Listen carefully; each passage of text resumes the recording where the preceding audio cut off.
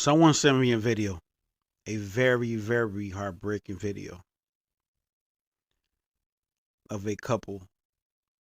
A young man was spending time with his 2-year-old at home. He called his ex-girlfriend, which is his baby mother, on FaceTime. While he was talking to his baby mother, he told her, "I'm going to kill our daughter, 2-year-old, and you made me do it." He was selfish, not caring, pissed off because she moved on and found somebody else. This young man unalived their daughter while she was gasping, fighting for her life, gasping for air while on FaceTime.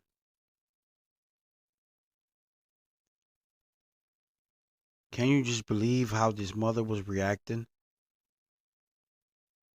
That the father was killing this 2-year-old daughter on FaceTime and she couldn't do anything? Mind you, she called 911.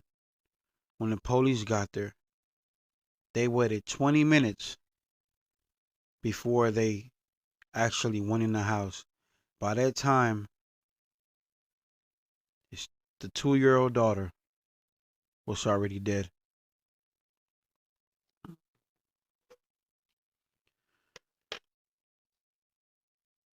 Just watching this video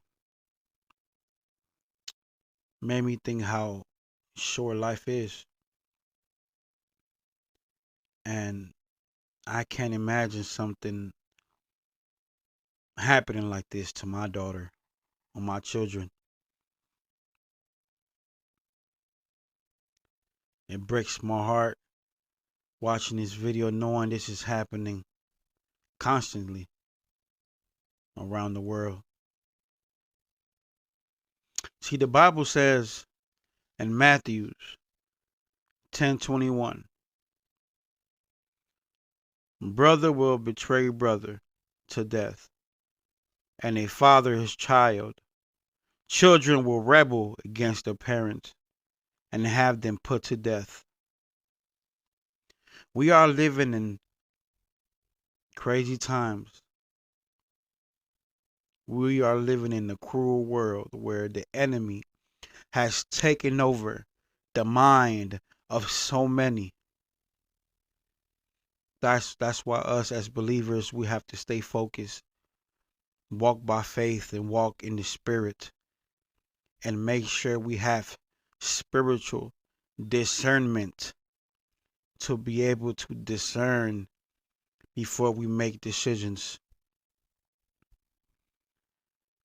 At times I worry about my children staying over family house, staying over friends' house, having sleepovers and things like that, for the simple fact you don't know who to trust.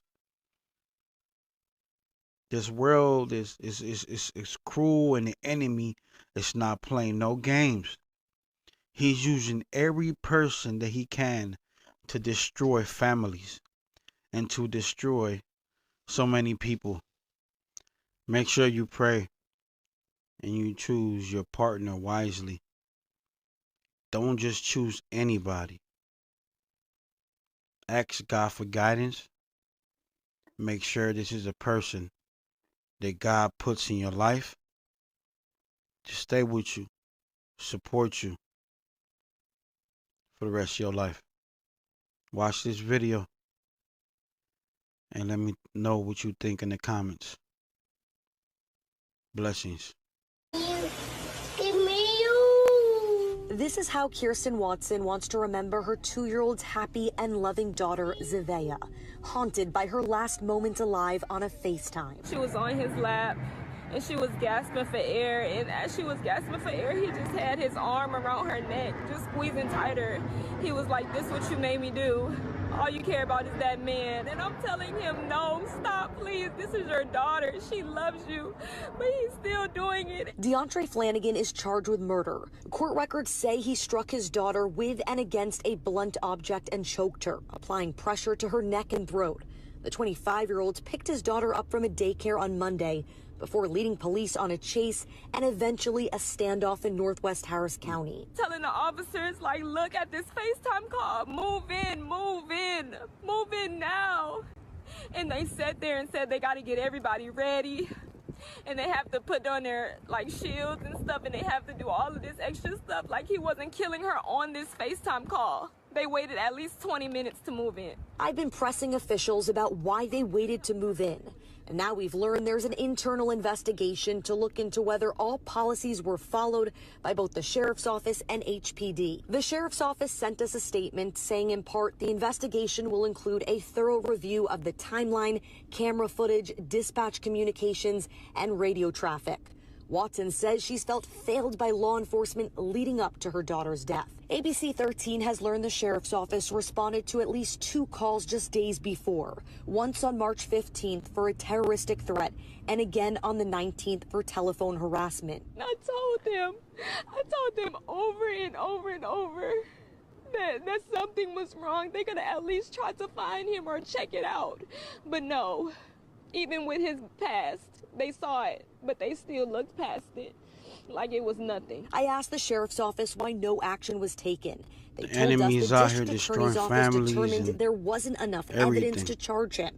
They also said they tried to do a welfare check but couldn't We find need God Flanagan. in our lives. Explanations that this grieving mother, feeling helpless and failed, says aren't good enough. I tried to reach out.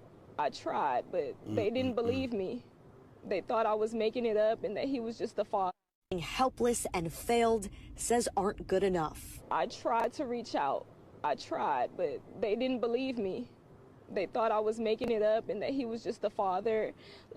They didn't want to pull phone records or nothing until she actually passed.